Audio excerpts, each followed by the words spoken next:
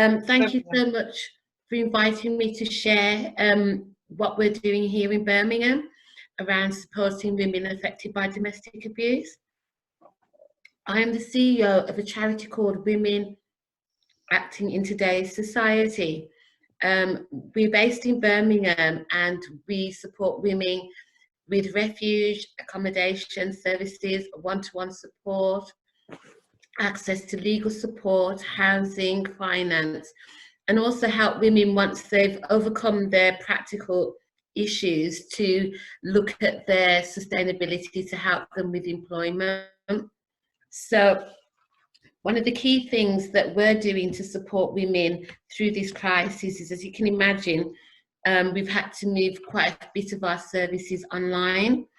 But by doing that, it means that we can still maintain the same level of support. So if someone is isolating in their home and they are affected by their partner's behaviour, they can get in touch with us either by phone.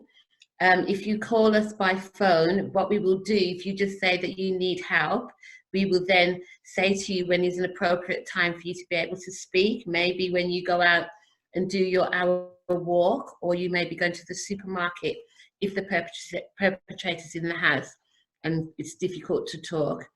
We can also support people virtually through their computers as well. We're also running online empowerment workshops to help women to understand the various levels of domestic abuse, because quite often, if you're faced with emotional or mental abuse and not the physical abuse, some people don't quite understand that they actually are in an abusive situation. So our workshops are able to help people to determine that.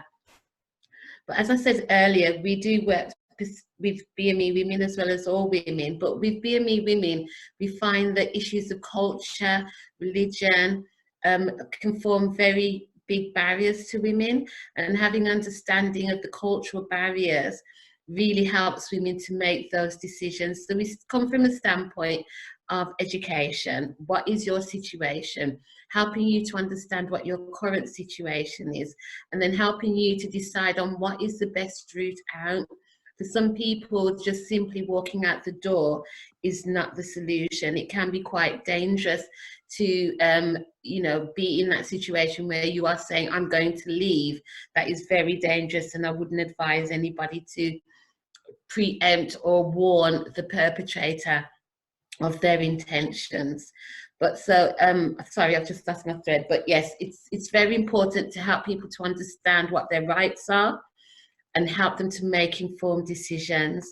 I see very much at this time that we are helping women with their safety planning.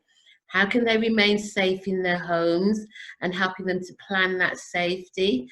And if things do escalate and they need to leave, what do they need to do? What support can we put in place to enable them to make that safe transition out of there?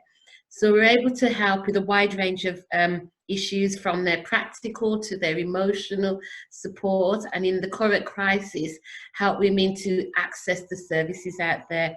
Quite a lot of our clients are reporting that they're not able to get food, so we're tapped into food banks and organisations that are supporting. And just before I go, we're also linking up with the West Midlands Police campaign. It's called No Excuse for Abuse, and it's really giving the messages to women that the social distancing rules do not apply if you're in domestic abuse situation. You can reach out and get support, either by calling 999 and pressing 55, where the police will just do a safe and well check. Your perpetrator won't know that the police have been called. So really equipping women, these little nuggets of safety information is our priority at the moment.